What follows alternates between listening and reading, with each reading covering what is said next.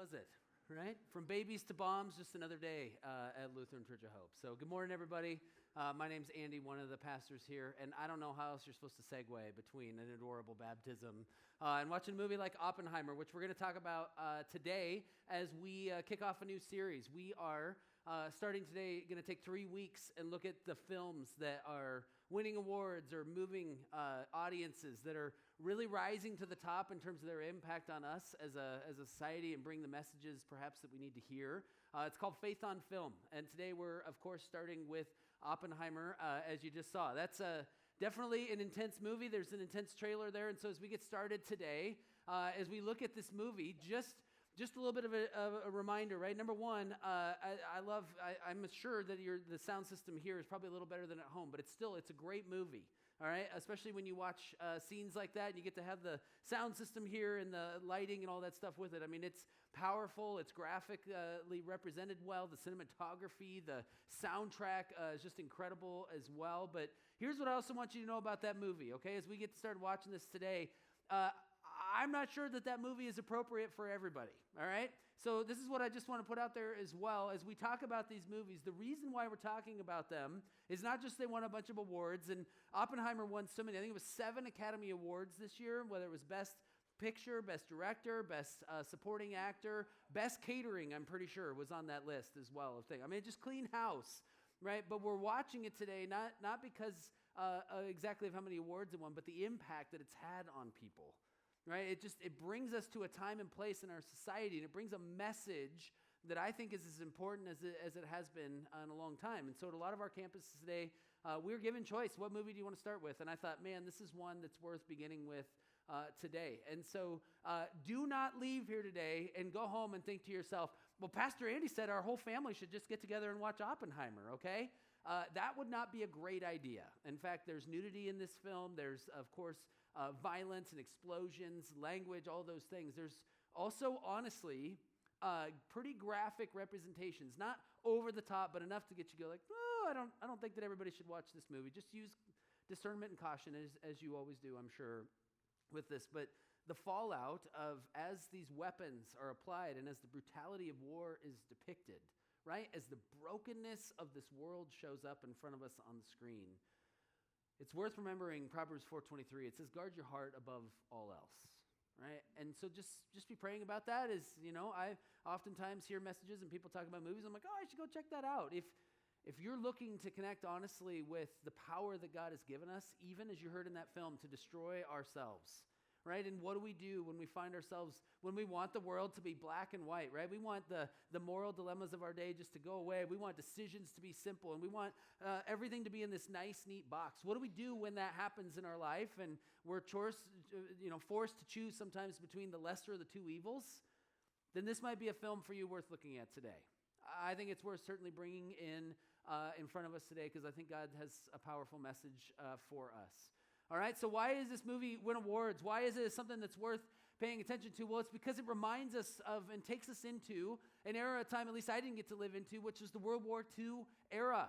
And it's a story, right? There's immediately, as you see in that trailer, you're reminded of the intensity of the world that we live in. There's a race. And Oppenheimer's character, they're played by Cillian Murphy, talks about this, right? We are in a race. And a race, I would say, is to answer this question, who has the power?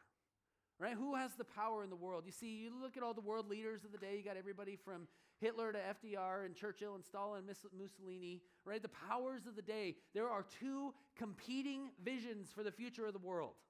And one of them looks a lot like everybody being German or at least European descent and everybody looking the same and speaking the same language and all of that. The other vision of the world means that everybody's thriving and that everybody wins. And as evil rises, right, the goodness of this world, the people that want to fight against the injustice, they begin to rise up. And yet they're subscribed to this narrative that we have in the world, that he who has the bigger force, right, the bigger stick, dare I say, the bigger bomb is the one that wins. And as they're racing in this, you just begin to feel the anxiety and the tension around who has the bigger bomb, who has the power. And I wish I could say, here we are, decades later, that question still remains, right? There is so much that goes on in this world. It looks maybe differently now to some extent, but the battle still rages on, and the anxiety and the challenge, right? The brokenness world continues to rage on. And you hear Oppenheimer's character as he's narrating that trailer to open stuff. He says, we have one hope, right? And I added this little bit onto it, one hope to end war. Okay, because I think as you watch this film, it's important to understand that's his goal.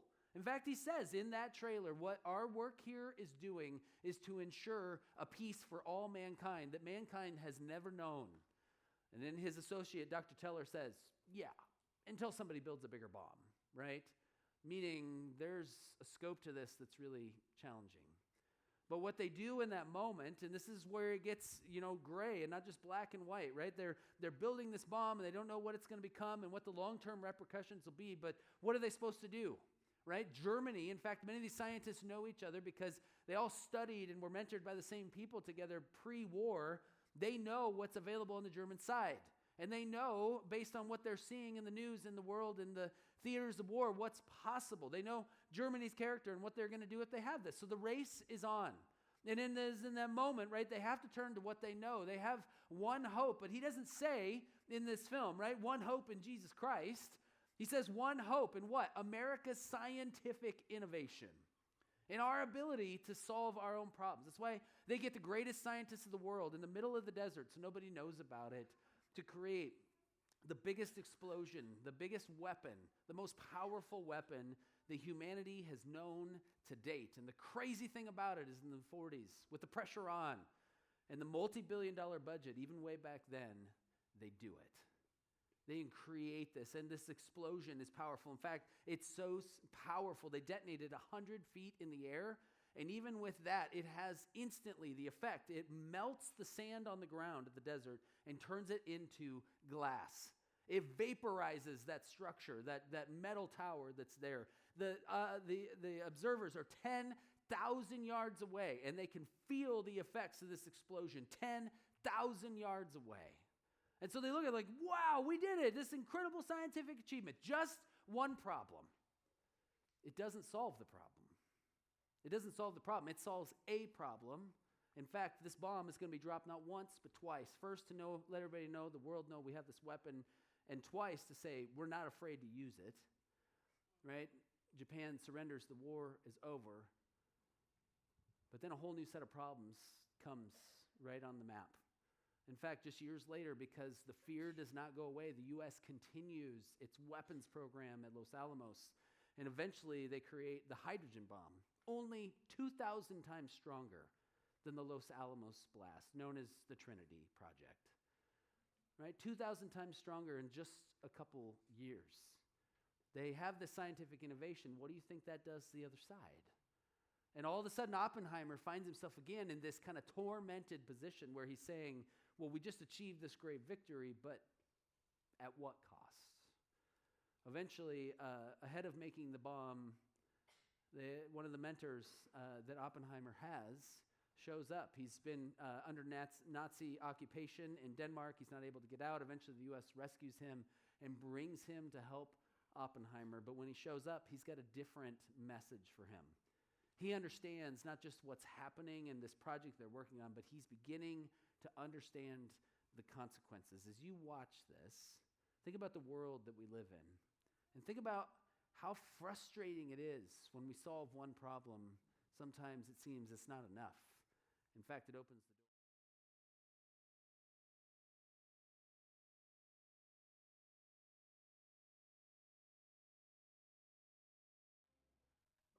What he said there, he said, this isn't just a new weapon, right? This is a new world. He's got the vision to be able to see where all this is headed. And in the midst of that, he uses this term that I didn't understand. He said, Oppenheimer, you are an American Prometheus. And I'm like, what the heck is a Prometheus, right? I had to do some research. In fact, you start researching movies like this and the physics and all the stuff involved. My head hurt most of the week trying to catch up with what this movie was saying. But my kids, they read Percy Jackson. They're like, oh, Prometheus. We know Prometheus. I'm like, seriously? And they're like, yeah. He's the god of fire that takes fire from Zeus and gives it to humanity, despite Zeus wanting them to have it, right? And that's an act of mischief. It's an act of defiance, because what happens is humans go crazy and basically end up giving themselves the power to destroy themselves. But what's interesting in the midst of that is Prometheus' story ends with him being caught in torment, right? What he thinks is going to be fun, what he thinks is going to be helpful to his future, to give humans fire, right, ends up being a painful, painful experience. And it's just another reality, right, a parallel to our lives. So often we're put in these situations, and what we think is going to be helpful only adds to our agony, to the experience that we have. And this is absolutely the case in Oppenheimer's life. In fact, as he gets going and he sees this hydrogen bomb and all the other things that are happening, he realizes that he's made the problem worse. I mean, well, sort of, right? I mean, he's helped to defeat Germany. He's helped defeat Japan. He's saved millions of lives. But even at the cost, right? Those two bombs dropped, 225,000 lives lost. It's just so easy to just kind of go over that and say, isn't this a great movie? 225,000 people lost almost immediately from this device that him and this team works on. Can you imagine carrying that? And then can you imagine carrying that as you watch the world just continue to escalate and again and again and again? In fact, that the Trinity drop that they did turned into the Hiroshima bomb called Little Boy, and that's the little mushroom down here in the corner, okay? What kind of technology do we have today? We can go all the way up to the top. In fact, Russia, not even America, Russia has actually detonated the largest bomb on record. And I did the research this week because I'm like, I don't think this is going to freak me out, but I wanted to learn more. I wanted to get a sense of what's really going on. 22 miles wide, the blast radius, scorched earth, uninhabitable land. They dropped it off the coast, the northern coast of Russia on an island out there. 22 miles wide, just gone. Halfway from here to Ames, just gone. All right, that cloud went 200,000 feet into the air and circled the earth 3 times. It's understood that there was seismic activity all around the globe at the same time. Now, barely noticeable, yes, but noticeable. That photo that you see there was taken from a reconnaissance plane that happened to be in the area. It's hundreds of miles away. The paint on it was scorched from this experience. All right, we don't even begin to understand the power that is in humans. And that was just in the 60s when they figured that out.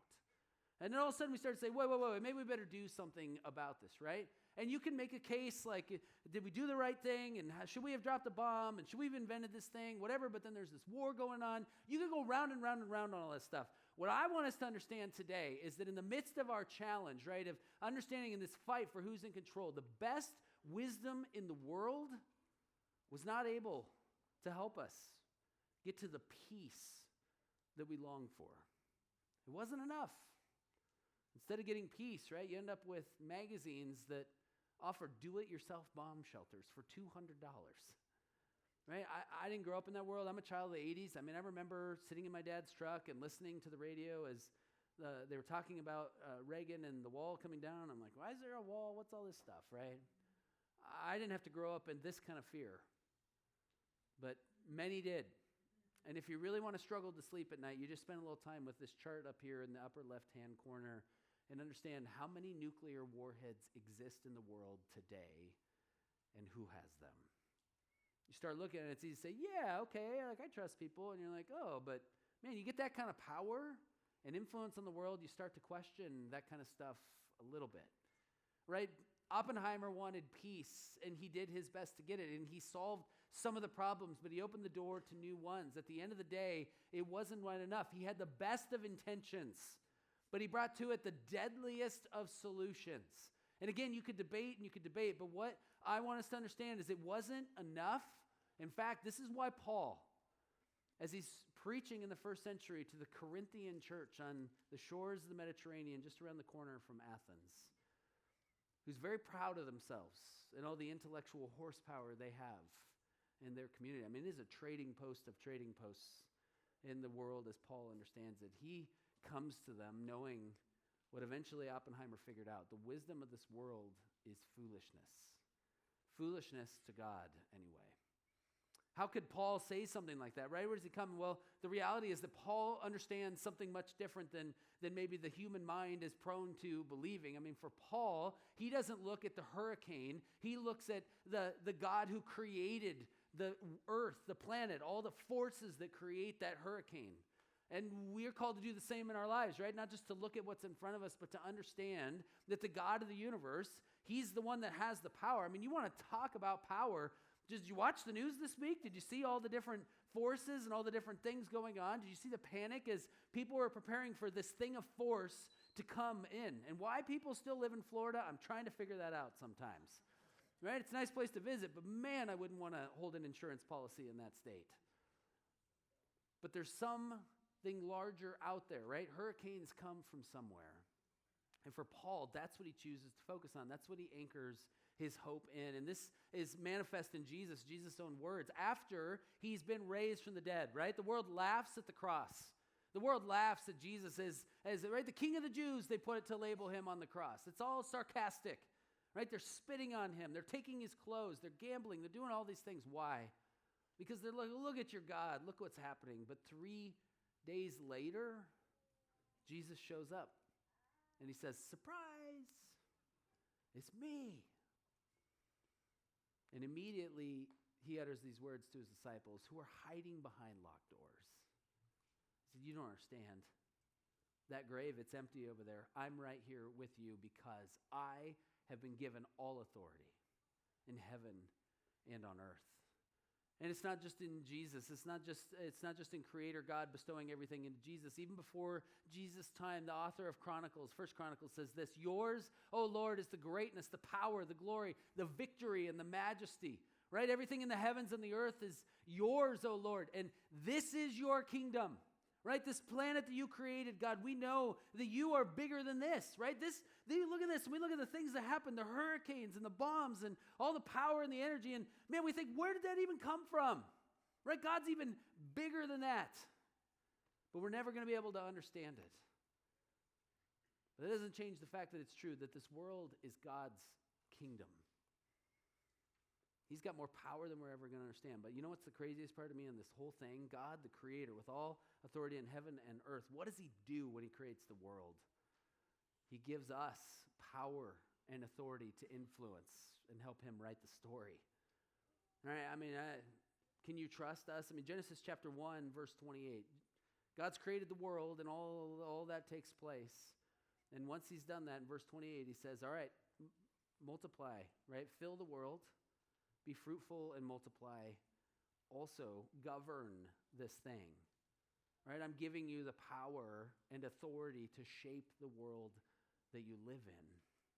And here's why that's crazy to me, right? Because as humanity, we basically have two directions we can go with the power that we have. All of us has the power. We have the power of words, the power of our resources, the power of our finances, right? The power of our time, our presence, all these different things. We can, as you can see in Oppenheimer's life, we can make an incredible difference for good or for bad, for destruction or development in this world. And while we're on this subject, just a reminder, right?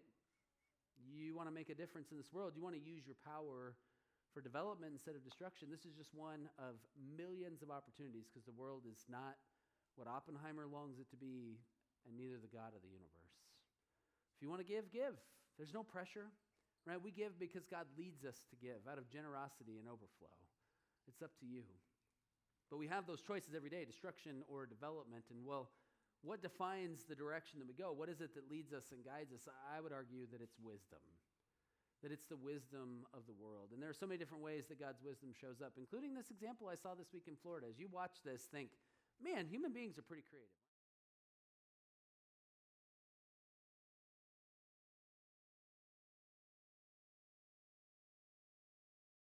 I joined the rest of the internet, right? Like, what's going to happen?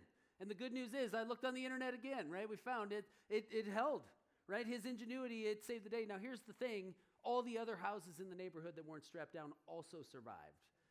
So maybe there wasn't quite the test that he's looking for. But this man has concrete buried in his front yard, right? Why? Because he has the power. Okay, so don't let me convince you today that technology is bad. I'm just saying we got to be careful with it, right? It might be worth us having some humility. You know who I praise God for these days? The man who invented the wheel. Anybody else? Anybody else glad that we have that? Anybody else glad that we live in a smartphone world where if I'm running late getting home to meet my kid after school, I can hit a button and it opens the garage door? Right? There are so many different things. I'm glad we have things like furnaces and air conditioning and aircraft to get us around, right? We can visit warm places in the middle of the frozen tundra that we call Central Iowa, right? There are so many great things about technology.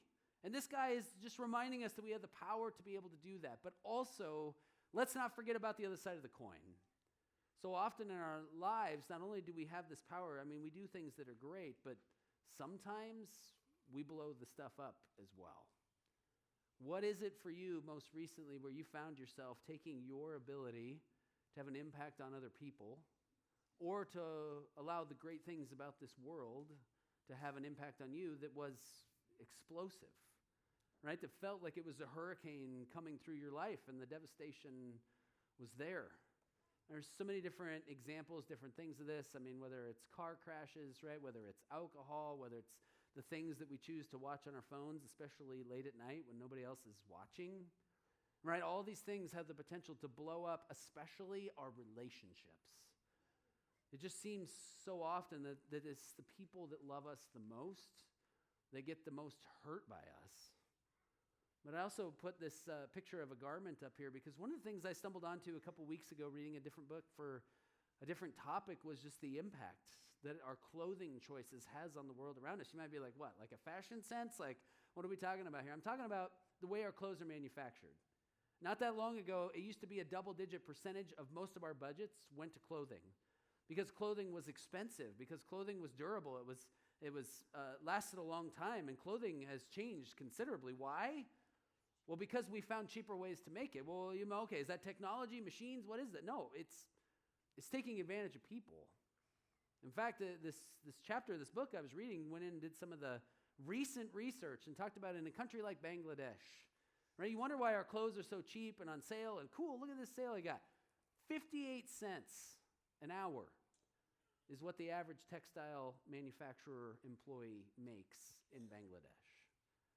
58 cents. It's amazing to me how the choices that we make right here or online send a shockwave all the way around the world to somewhere else. And the effects are obvious. Right? This is a factory in Bangladesh just a couple years ago. Nearly 1,000 people died because, well, the manufacturer there, they weren't just not investing in their employees, they weren't investing in their infrastructure. Right? They're off on vacation, living the high life, and look at the disaster that their choices are making. And this shows up in all facets of life. I found this especially interesting this week. This is Barna and their research, and what it is an index going back to the 1979, looking at our confidence in major U.S. institutions. Institutions ranging from our beloved political system, right? Woo, go politics, like, super trustworthy and always efficient and calm and not boring at all, right?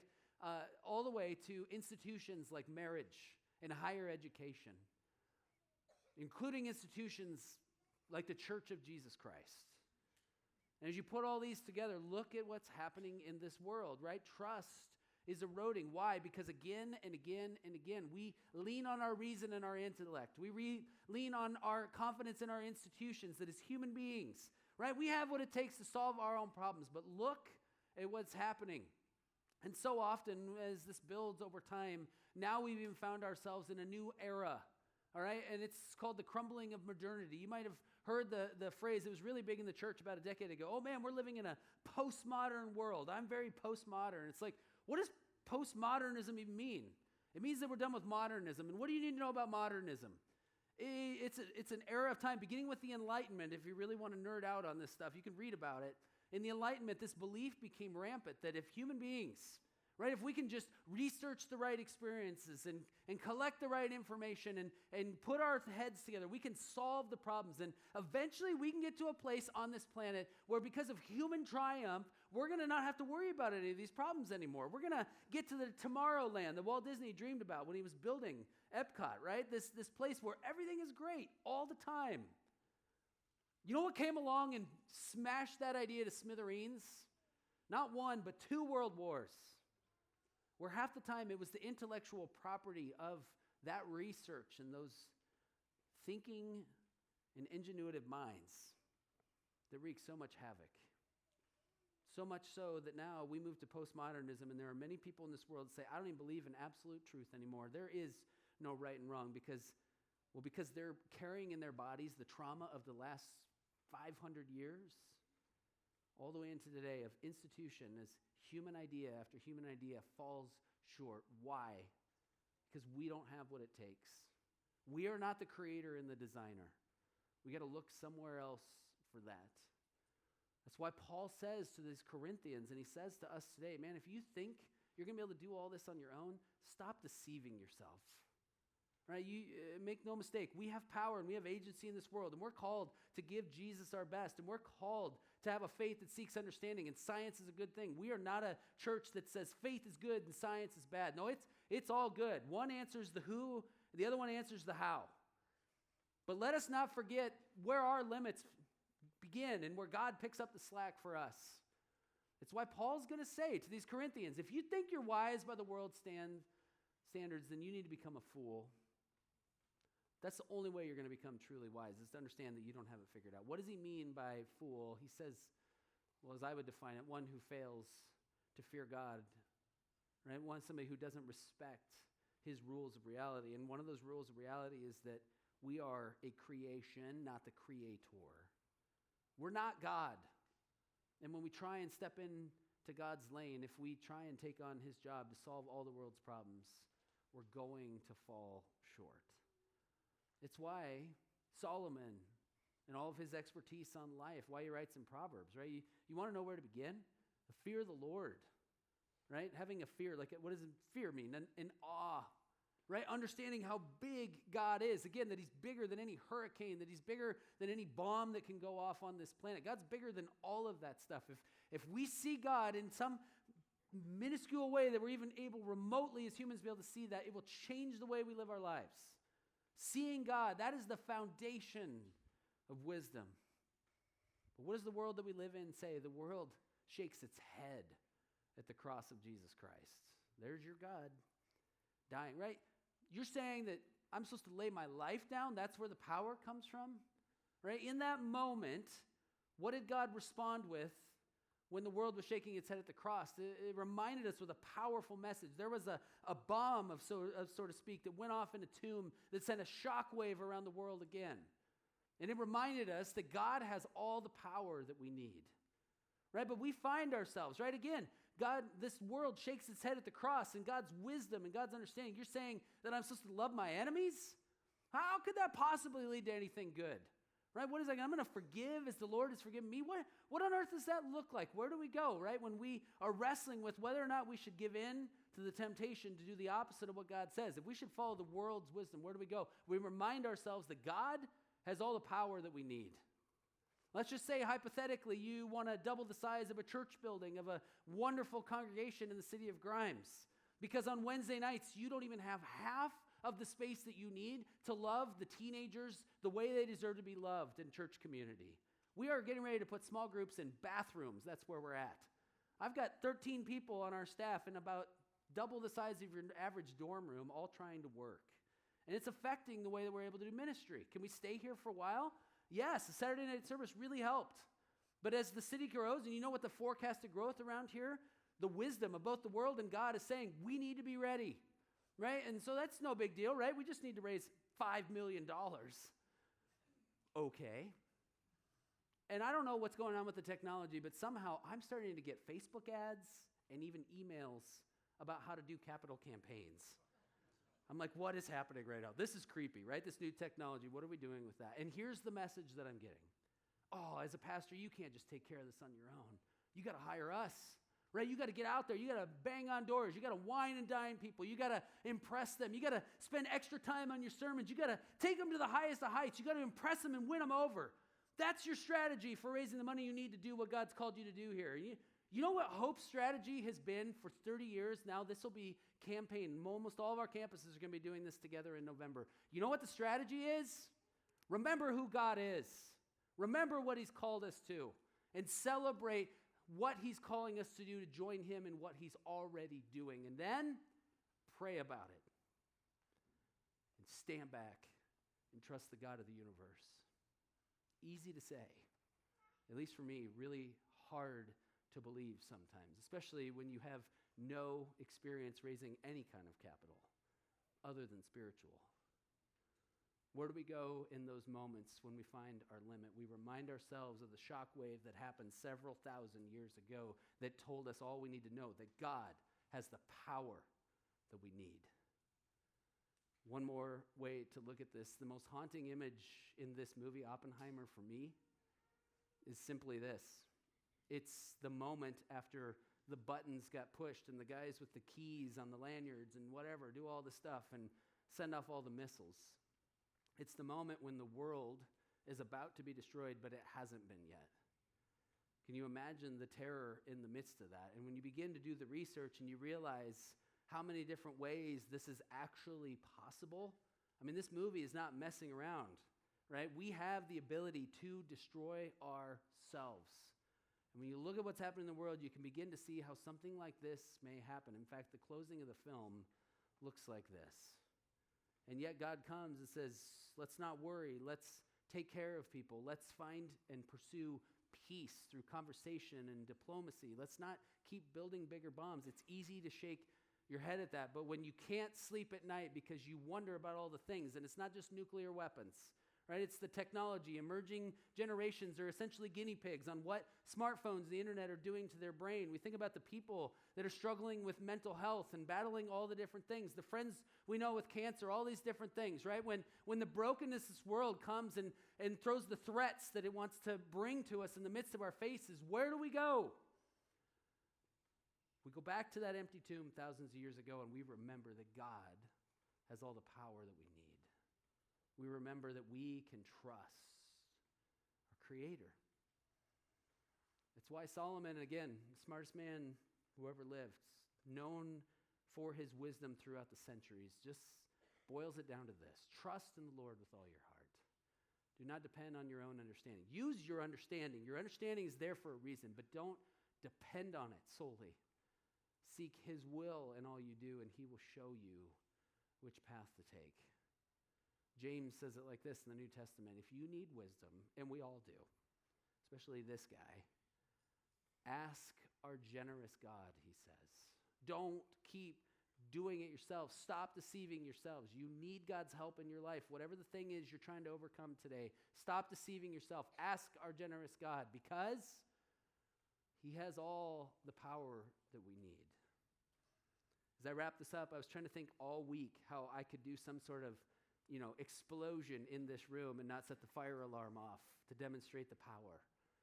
And I decided, there's no way I'm going to keep my job if I do anything with fire besides some candles in here. So I gave up on that idea. Instead, I realized, you know what? We have an awesome LED screen. You know what? We have some incredible speakers. And Eric even knows, in our booth, knows how to turn on the subwoofers. We could just watch the bomb go off in the movie, and I'm pretty sure that's going to move us. As you watch this, think about the power that was unleashed, and then think about it in the scale of all the other bombs we have. And then think about the power that it would take to raise a man from the dead and how that power is available to us. It's amazing what happens as you watch this bomb go off. Notice what you hear and you don't hear in the moment, and notice what happens as time goes by. There's something that's happened in this world that we have not felt the full effects of yet, but take heart.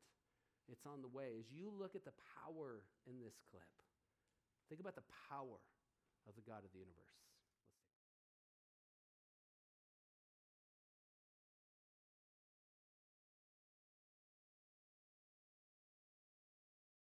What happens when the bomb goes off? They can see it, but they can't feel it.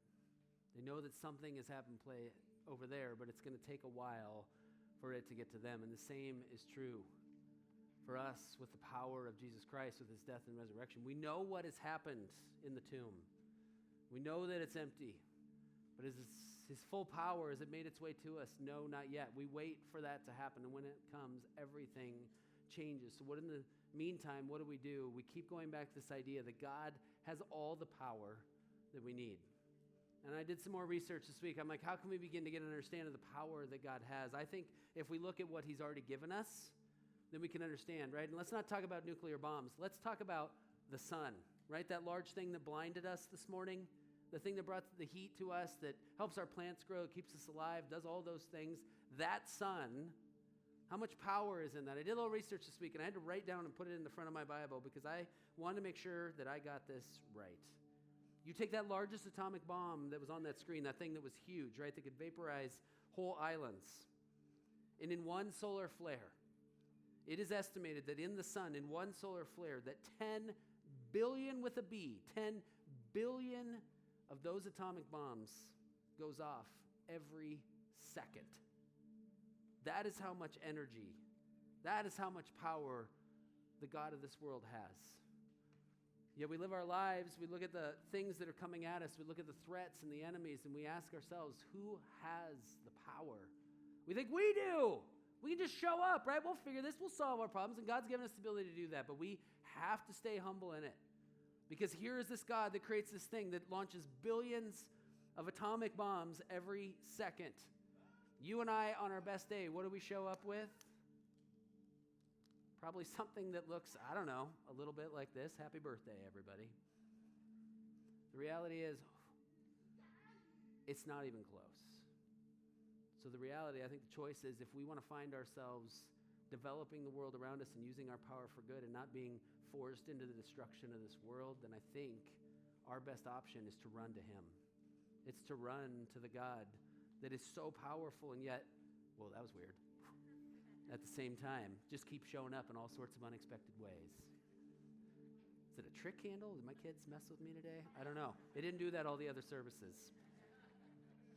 But the reality is we have the ability to run to him, and when we do, it turns out we never walk alone. Remember that this week, church. As you head out, you have the power of the God of the universe in you, and because of that, you never have to walk alone.